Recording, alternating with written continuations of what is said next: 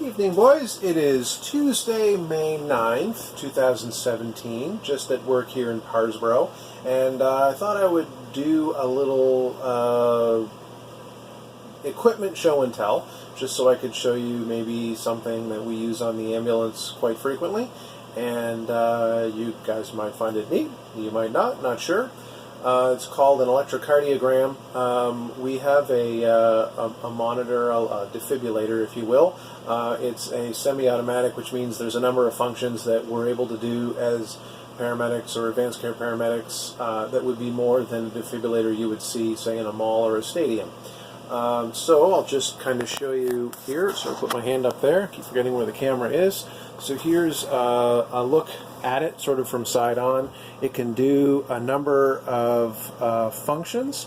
So essentially, here is the screen in which the rhythm would appear on it, and there's some things that can appear on the side here as far as your oxygen saturation and your heart rate, which aren't showing right now because nothing's hooked up to it. I just have it turned on sort of as is. There are certain leads that you can display, which I'll describe that again in a few more minutes as I actually get something to display on it. And there's some buttons here which we're probably not going to be using this evening. So if you want to do an electrocardiogram on somebody, there's a couple of things you have to do, and one of them is to put a what we call a Johnny shirt on somebody. And since my name is John, I figure that it would be a good idea for me to wear a Johnny shirt. So I'm going to try to place this in such a way that I can record and do a couple of things at the same time. And I'm really hoping that I can edit this out. Comfortable as heck. Smells like a hospital, because that's where they're washed. You, of course, would tie it in the back. I'm leaving my work undershirt on. These are electrodes. You would open these electrodes and place them on. I actually already have mine on, but I'm going to be replacing the ones that are on there with these electrodes. But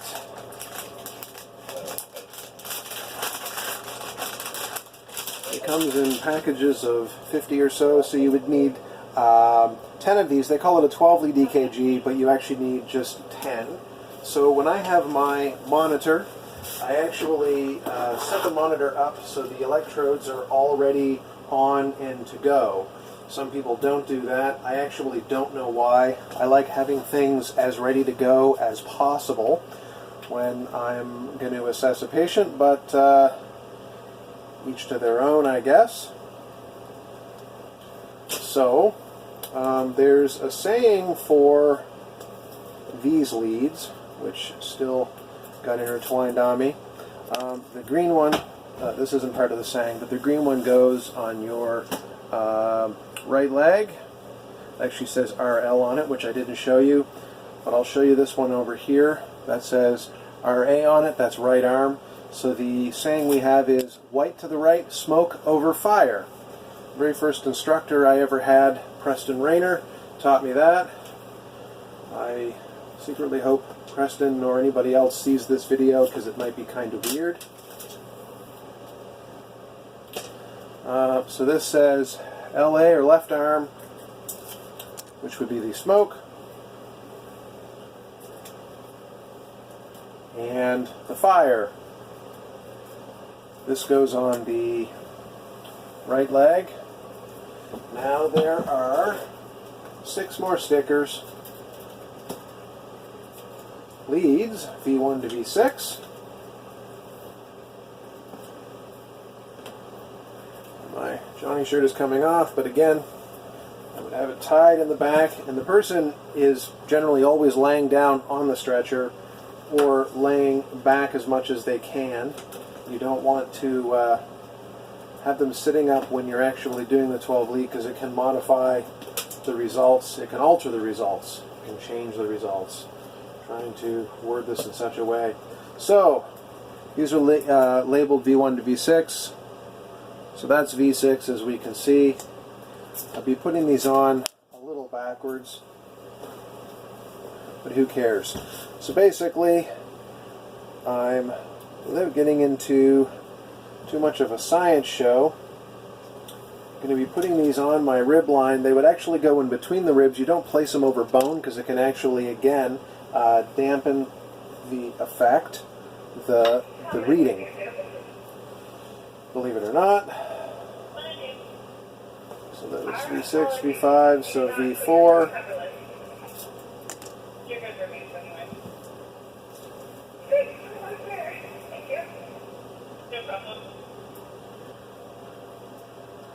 I'm going to put V1 and V2 on in order. See, V1. Now again, some people don't actually have these stickers on when they go to do their shift. I'm not 100% sure why. Just feeling in between my ribs. There's V1. So they get on scene and then they pry all these out and try and put them together, but you want to try to have as much of this done ahead of time as you can, so when you have a seriously sick patient, you really just have to, I'm sorry about the chest hair, V2, and V3 is the last one.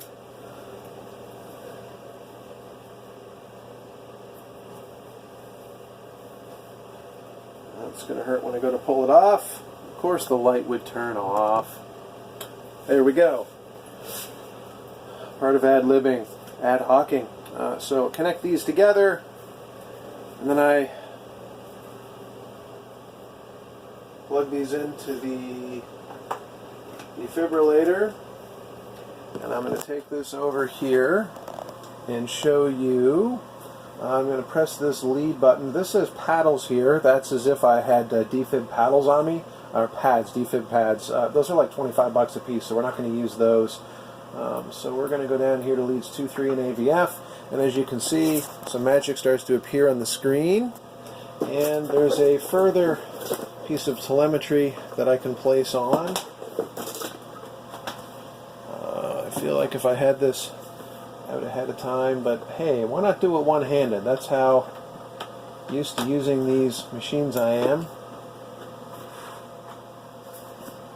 Some people think this might hurt. That's just basically beeping saying it can't read a reading. So this is just a red light sensor. I place it on a finger. If your fingers are actually cold, it won't work properly. So that's beeping because it's saying, hey, I don't have a reading. I'm trying to get a spot where the glare is off the screen there.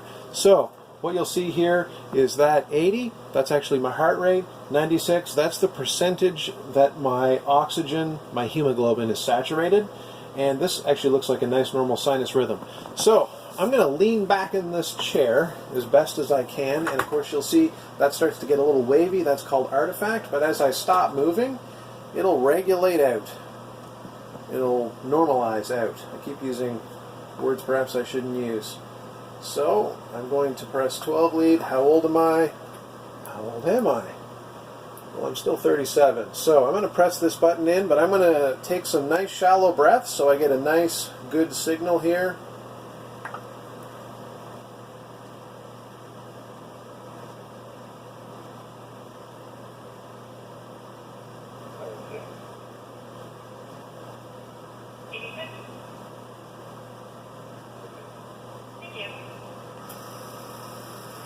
And there we go. So I can actually move now. I'll take that off, that'll beep again. So this prints off a strip. And if we take a look at this strip together, it's actually what we call normal sinus rhythm. So there is 12 pictures there, 3, 6, 9, 12. Now this top one here, V1, it's a little wavy. I probably wasn't sitting still enough. But basically, if I were to look at this, you could see which parts of the heart, if any, were having a heart attack. And that's a whole other lesson, which we're not going to get into that right now, because it's quite involved. However, it's kind of neat that you can point to pieces on the paper and say, yes, I think you're having a heart attack in that specific part of the heart, and then we have drugs that we could give to do that. So again, if we just take a look at this monitor, which is still hooked up to me, I'm trying to get the light glare off the screen because there is a light here, and I stop talking.